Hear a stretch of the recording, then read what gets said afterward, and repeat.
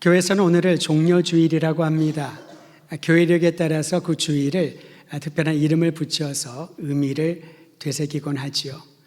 종려주일은 예수님께서 십자가에 달려 고난받으시기 위하여 예루살렘으로 입성하시는 날, 예수님을 맞이하는 온 군중들이 이분이 메시아다, 이분이 우리의 구원자다, 이제 그런 마음으로 종려나무 가지를 흔들고 겉옷을 길에다 펼치고 예수님이 오심을 환영하는 그러한 날이기도 합니다. 사람들이 기대했던 메시아는 마치 대관식을 하는 왕이 대관식을 하고 나면 본인의 권세와 능력을 보여줘야 되겠죠. 그런데 백성들이 기대한 것과 달리 메시아이신 예수님은 고난의 길, 십자가의 길에 올라가시게 됩니다. 우리를 구원하기 위하여 십자가의 고난을 친히 담당하신 그 나를 향하여 나가는 종려주일이라고 할 수가 있습니다. 우리 죄를 대속하기 위하여 묵묵히 고난의 길을 걸어가신 예수님을 바라보면서 오늘 예배드리는 모든 분들에게 기쁨과 감사가 넘쳐나기를 간절히 소망합니다.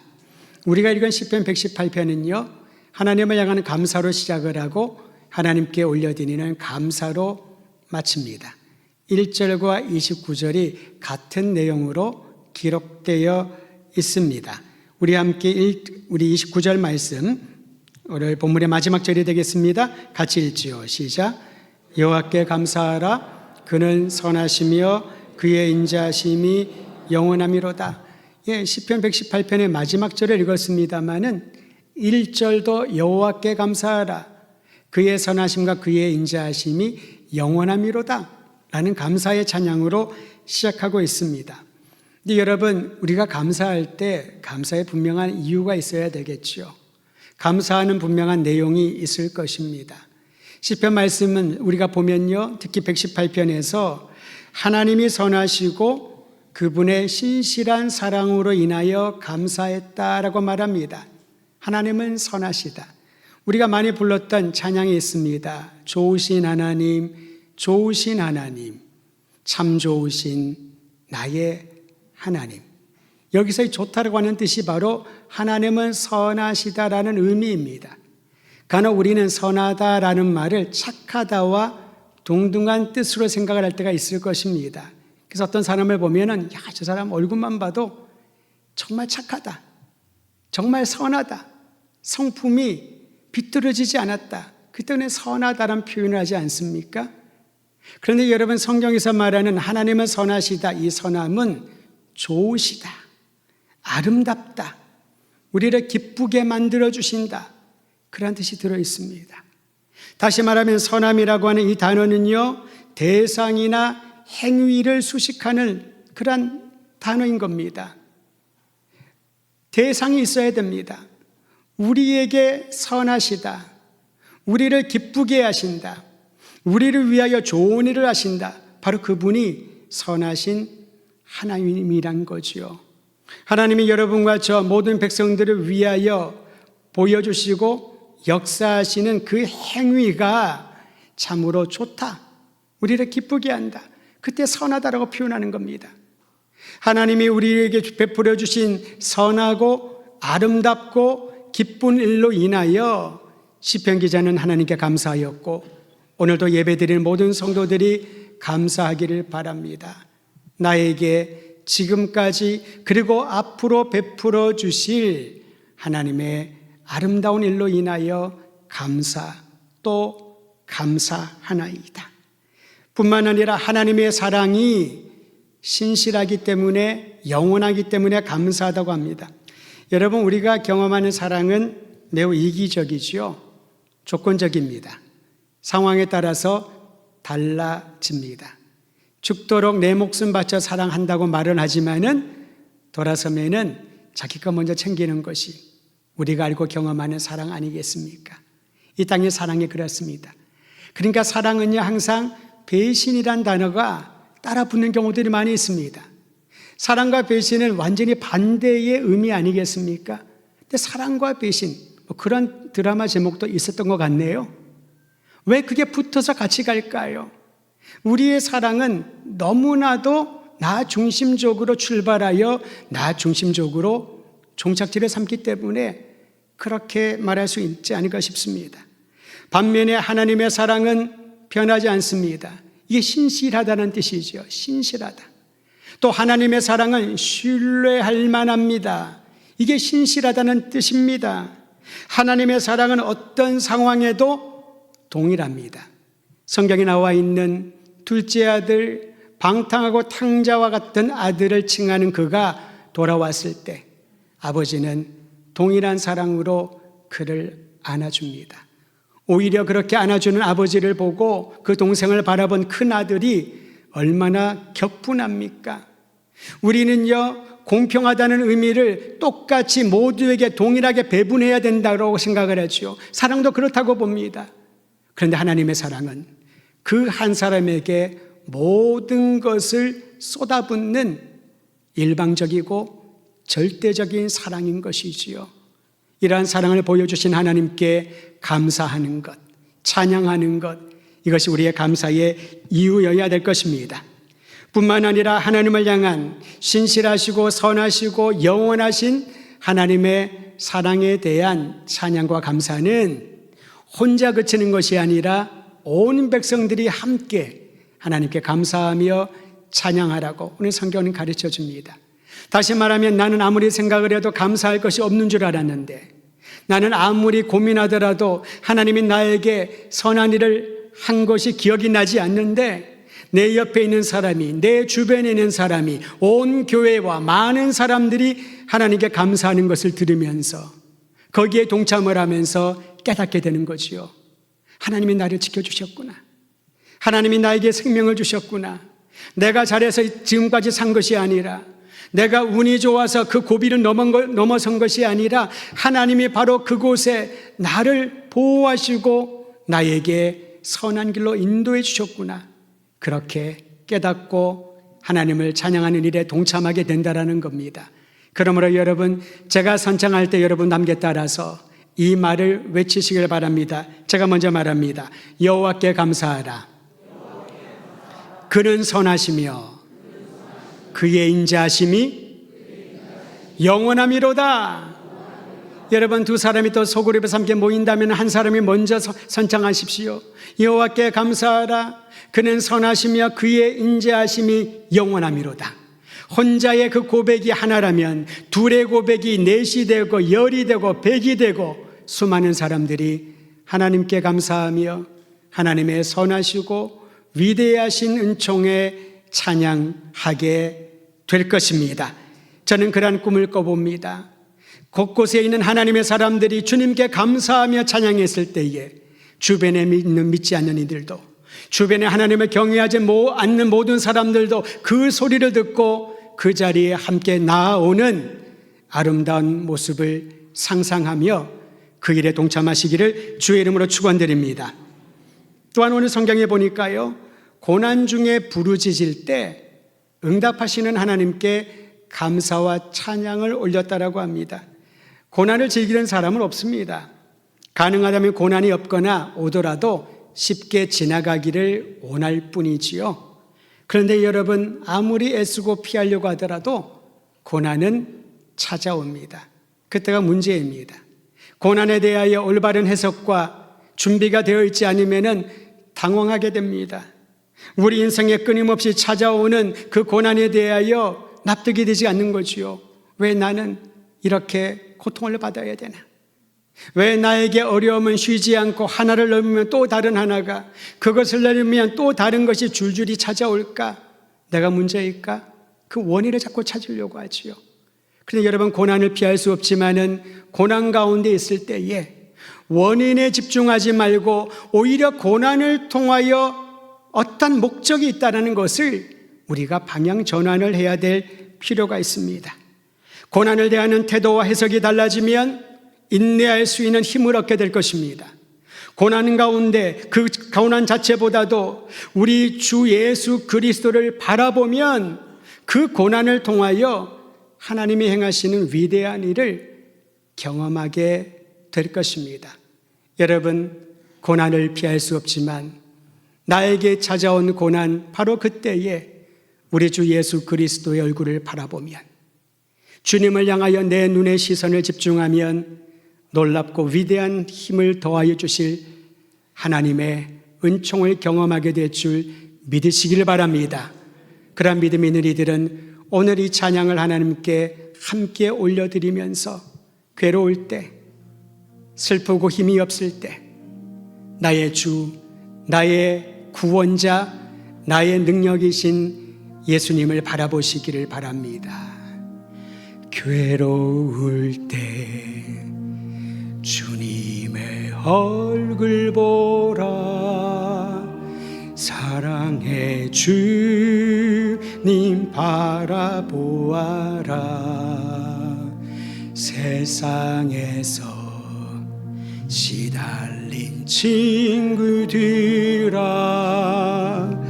피로의 주님 바라보아라.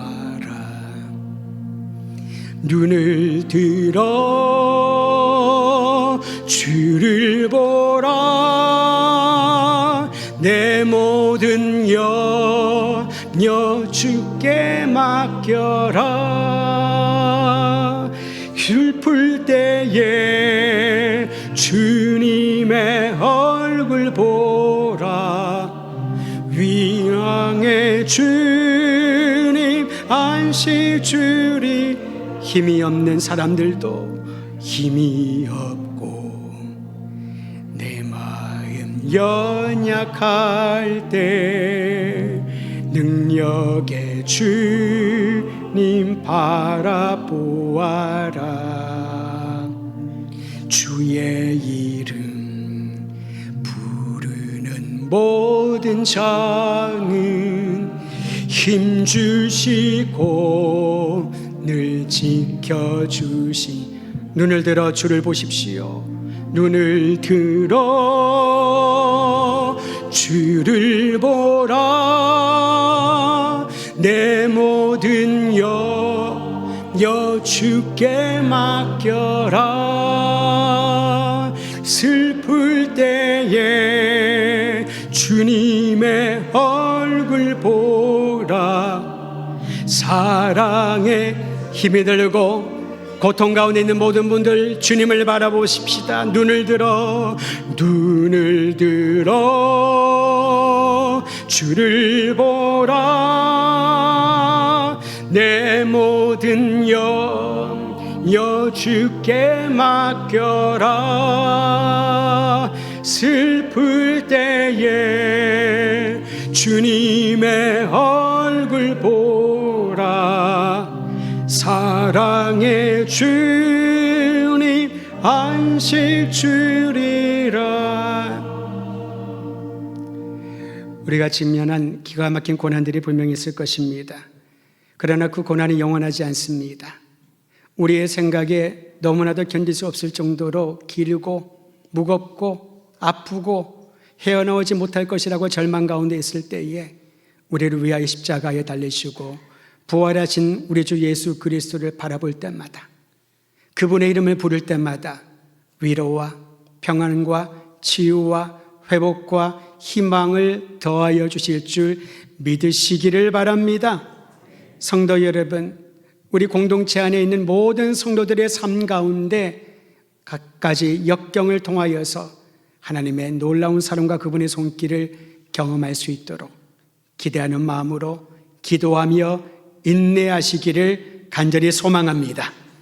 또한 시편 기자는요, 하나님께서 나의 편이 되어 나를 항상 도와주시기에 감사와 찬양을 올렸다고 합니다. 전능하신 하나님이 나와 함께 하시면은 두려울 것이 없지 않겠습니까? 여러분, 아이들이 성장하는 거 보면 참 재미있는 것을 느끼게 됩니다. 부모가 같이 있으면은, 엄마가 옆에 같이 있으면은 아이들은 기가 삽니다. 힘이 납니다. 그런데 부모가 그 자리를 떠나면은 왠지 아이가 말이 없어지고 기가 죽고 주눅이 드는 것을 볼 수가 있지요. 왜 그럴까요? 나를 응원하는 사람이 없기에, 나를 든든히 보호해주고 그리고 나를 도와줄 손길이 없다는 것을 느끼는 순간에 우리 온몸에 힘이 빠지고 삶의 활력을 잃어버리게 될 것입니다. 오늘 성경을 말합니다. 하나님이 나의 편이시다. 내가 주님의 편에 서 있다. 사람을 의지하지 않고 아무 도움이 없는 인생을 의지하지 않고 전능하시고 영원하신 하나님을 의지하며 그분 편에 서 있는 이들에게 주님께서 큰 위로와 도움이 되어 주실 줄 믿으시기를 바랍니다. 그러므로 구원의 능력이요 나를 도우시는 하나님께 감사하는 이들은 그 자리에 잠잠히 있을 수가 없지요. 저는 우리 젊은이들을 보면 얘기를 합니다. 그들이 좋아하는 음악이 나오고 그들이 좋아하는 그런 가수들이 나오면은 도대체 제가 우리 아이가 맞나? 라고 할 정도로 열광적으로 바뀌는 것을 보게 됩니다. 그런데 하나님이 우리를 위해 행하신 일들을 기억하며 감사하는데 아이들은 무슨 대낮에 그 햇빛에 쬐어가지고 온몸에 힘이 빠진 것처럼 무기력하게 처져 있는 것을 보게 됩니다. 하나님을 만나지 못했기 때문인 거죠. 하나님이 행하실 일에는 감격이 없기 때문에 그러할 것입니다. 하나님께 감사하는 이들은요, 주님을 높여드리는 예배의 행진에 동참하게 되는 것을 볼 수 있습니다. 오늘 읽은 말씀 시편 118편 19절 20절을 읽으면서 하나님께 감사하며 찬양하는 예배 행진에 우리 모두가 동참하기를 바랍니다. 19절 20절 같이 읽습니다. 시작. 내게 의의 문을 열지어다. 내가 그리로 들어가며 여호와께 감사하리로다. 이는 여호와의 문이라. 의인들이 그리로 들어가리로다. 의의 문들이 열릴지어다라고 말을 합니다. 여러분, 이 구절을 우리가 조금 더 이해하기 위해서는 한 가지 상상을 했으면 좋겠습니다. 전쟁에 나간 우리의 군사들이 전투에서 승리하기를 기대하면서 서거 안의 사람들이, 가족들이 얼마나 염원을 했을까요? 얼마나 기도를 하겠습니까? 하지만 군사들이 성 밖으로 나가 전쟁터로 나간 사이에 혹여나 다른 적들이 쳐들어올까 봐 성문들을 꼭꼭 굳게 닫아놓고 방비를 하고 있을 것입니다. 그런데 기다리는 중에 전령이 옵니다. 전령이 전한 소식은 승리의 소식이었습니다. 우리 군사들이 대승을 했다는 겁니다. 원수들이, 대적들이, 우리를 침공하는 모든 적들이 하나도 남기지 않고 뿔뿔이 흩어졌다는 그러한 소식을 전령들이 전합니다. 그리고 보니 저기에 전투에 나갔던 사령관 장군을 깃발이 보이고 음악 소리가 들립니다. 승리했을 때에 부르는 그러한 악기와 환호 소리가 들리는 것을 보면서 우리 군사들이 돌아오는구나. 굳게 닫혀있던 문들을, 성문들을 다 열어놓습니다. 온 흩어져 있던 사람들이 다 성문 앞으로 모여서 행진하며 성 안으로 들어오는 그들을 향하여 환호를 하며 박수를 치며 잘했다고, 수고했다고 기뻐하며 안도감을 누리게 될 것입니다. 그게 방금 읽은 그 말씀과 연결해서 한번 생각해 보시기를 바랍니다. 환희에 찬 수많은 사람들 앞에서 게선 장군은 승전 소감을 다음과 같이 말하였습니다. 원수들을 멸했습니다. 우리가 완전한 승리를 했습니다. 그런데 이 일은 내가 한 것이 아니고 우리 군사들이 한 것이 아니라 하나님께서 우리를 위하여 행하신 위대한 일입니다. 라고 승전 보고를 하는 거지요. 그러면서 우리의 간절한 기도, 온 백성의 간절한 기도에 응답하시고 도와주신 하나님을 찬양하자고 그가 큰 소리로 외칩니다. 뿐만 아니라 하나님께 영광을 돌리면서 건축자의 버린 돌이 건물의 머릿돌이 되어 귀히 쓰이는 것처럼 실제로 전력은 우리가 약했지만 하나님께서 우리를 가장 고귀한 일에 중요한 전투에서 승리를 얻게 하셨습니다. 자기의 탁월한 능력을, 자신의 지도력을 자랑한 것이 아니었습니다. 백성들의 용맹함을 자랑한 것도 아니었습니다. 우리가 간절히 기도하고 구원을 외쳤던 하나님께서 친히 우리 앞서 가셔서 승리를 맛보게 하셨다라고 하는 이 내용을 시편 기자가 찬양을 했던 것이지요. 그리고 그 찬양과 그 감사의 현장에 염원하며 응원하며 인내하며 기다렸던 온 백성들도 함께 동참하여 하나님께 예배드리기를 원했던 것입니다.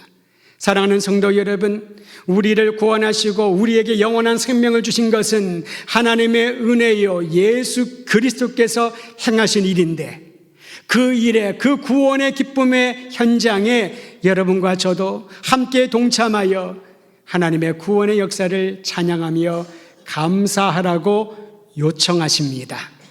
그 일에 전심으로 달려나가기를 주의 이름으로 축원드립니다. 이제 예수님께서 구원의 역사를 이루기 위하여 예루살렘에 들어갈 때 군중들이 외쳤던 내용이 오늘 본문에 기록되어 있습니다. 어떤 말로 그들이 외쳤냐면요, 25절입니다. 큰 소리로 함께 읽지요. 25절 시작. 여호와여 구하옵나니 이제 구원하소서. 여호와여 우리가 구하옵나니 이제 형통하게 하소서. 예수님을 맞이하며 군중들이 무엇을 외쳤냐면은 호산나라고 외쳤습니다. 호산나는 이란 뜻입니다. 이제 구원하소서. 우리가 지금까지 구원자를 오래 기다렸나이다. 정치적인 구원자를 기다렸지만은 그는 완전한 구원자가 아니었습니다. 경제적인 문제들을 해결할 구원자를 기다렸지만 그것도 일시적이었습니다. 우리의 마음의 고통을 위로해 줄 어떠한 심리적인 위로자를 기다렸지만 그것도 또 다른 어려움이 찾아오면은 아무 쓸데가 없었습니다. 그러니 이제 우리를 온전히 구원하소서, 그게 바로 호산나 찬양이었던 것이지요. 억압에서 이제 구원하소서, 육신의 질병에서 우리를 구원하소서, 경제적인 어려움에서 이제를 구원하소서, 갈등과 상처에서 이제 우리를 구원하소서, 불안과 두려움에서, 슬픔과 고통에서 이제 우리를 구원하소서. 주님을 맞이하며 호산나 외쳤던 그 외침이 어느 때보다 오늘 이 시대를 살아가고 있는 우리들에게 필요한 외침이 아닐까 싶습니다. 하나님, 우리를 구원하여 주시고 안전한 곳에, 넓은 곳에 이끌어 주시며 하나님 행하시는 위대한 일을 보게 하여 주시옵소서. 여러분, 이 기도로 하나님 앞에 나가시기를 바랍니다.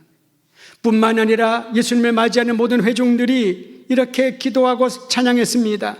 이제 형통하게 하소서라고 외쳤습니다. 여기서 형통이라고 하는 것은요, 영어 성경은 모두가 success로 번역을 했습니다. 성공이란 뜻이죠. 직역을 하면 이렇습니다. 이제 우리로 하여금 성공을 주시옵소서.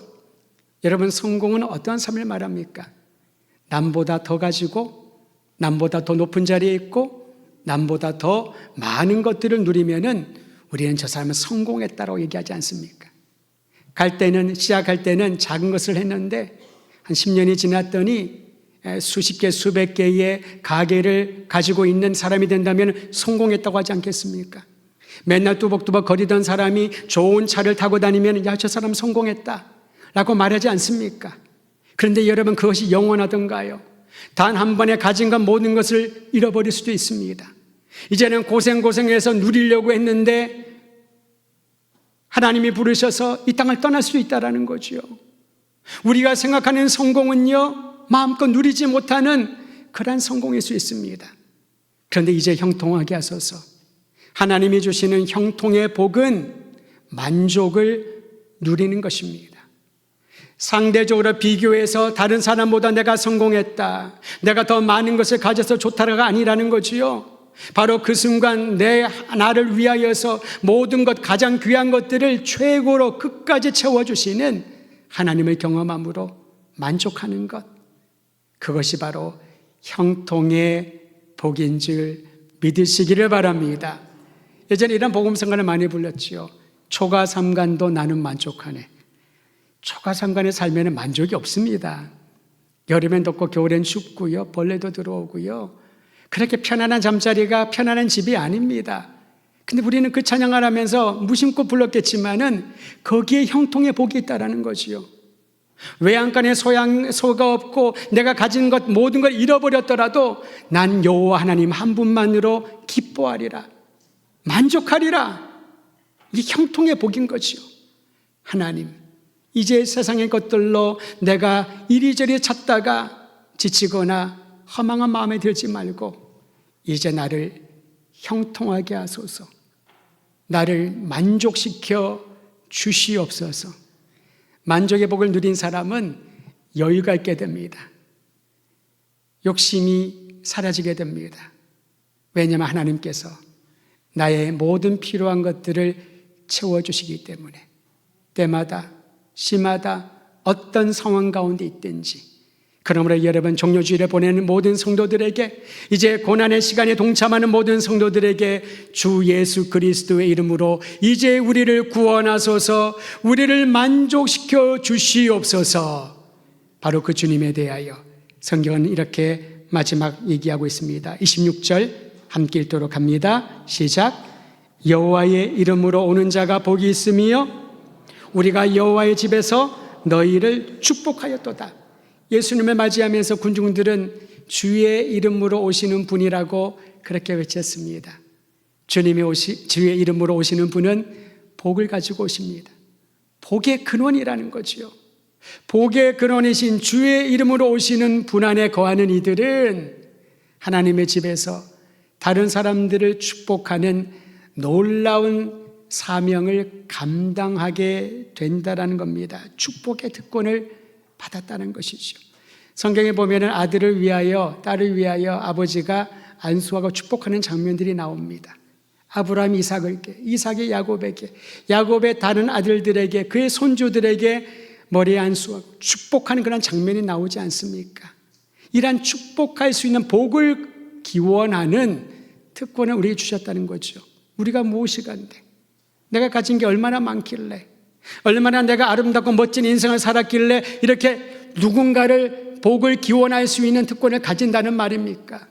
주의 이름으로 오시는 복의 근원이신 예수님께서 여러분과 저를 복을 구하는, 축복하는 그러한 특권의 자리로 인도해 주심을 믿으시기를 바랍니다. 이 말씀을 개인의 삶에 적용하십시오. 만나는 사람마다 주의 이름으로 축복합니다. 주의 복이 임하기를 원합니다. 라고 여러분 기원하며 기도해 주시기를 바랍니다. 우리 주변에 들리는 소리는 저주의 소리가 너무나도 많이 들립니다. 비난과 공격의 소리, 이 공격의 그냥 소리가 아니라요, 좌우의 날성검처럼 그 지나만 가도 베일 것 같은 그런 무시무시한 말로 사람들이 두려움을 갖게 됩니다. 이 두려움과 허전함을 무엇으로 채울 수 있을까요? 축복의 말이, 축복의 근원이, 복의 근원이신 예수 그리스도의 이름으로 우리의 모든 허전함과 상함과 공허함을 채워나가는 일에 동참하시기를 바랍니다. 그럼에도 불구하고 내 스스로 나도 모르게 입에서 누군가를 저주하거나 누군가를 비판하거나 그런 말들이 나올 수 있을 겁니다. 그때 기억하십시오. 주의 이름으로 오는 자가 복이 있으며 우리가 여호와 하나님의 집에서 너희를 축복하는 특권과 사명을 얻었다. 다른 사람의 복을 기원해 주시기를 바랍니다. 또한 우리의 삶에 적용할 수 있는 것은요, 주의 이름으로 오신 분이 주신 영생의 복을 많은 사람들에게 증언하는 그런 삶이 될 수 있도록 여러분 나아가시기를 바랍니다. 성경은 부활의 증인들에 대해서 얘기를 합니다. 십자가에 달려 죽으신 예수님이 다시 살아나셨다.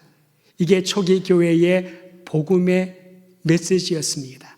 이제 사순절이 지난 다음에 고난 중간에 들어가면서 여러분 오른쪽에 세운 십자가에 보면은 하나의 현판이 들려 있죠. 원래 예수님이 십자가에 달릴 때 그 현판의 내용은요, 유대인의 왕 나사렛 예수라고 쓰여져 있었습니다만은 부활하신 예수님을 믿는 초기 교회의 성도들과 오늘날 믿음의 권속들은 익투스라고 말합니다. 예수는 그리스도시요 살아계신 하나님의 아들이시며 구원자이시다. 이 부활의 놀라운 소식을 증언하는 것, 그것이 우리의 삶에 적용해야 될 귀한 메시지입니다. 이제 주님과 함께 나가는 성도 여러분, 하나님의 이름으로 이 땅에 오신 예수 그리스도, 우리의 구원자 임마누엘 다시 오실 주님을 기다리면서 무엇을 하든지 주님을 향한 기쁨과 감사의 찬양이 차고 넘치기를 우리 주의 이름으로 축원드립니다.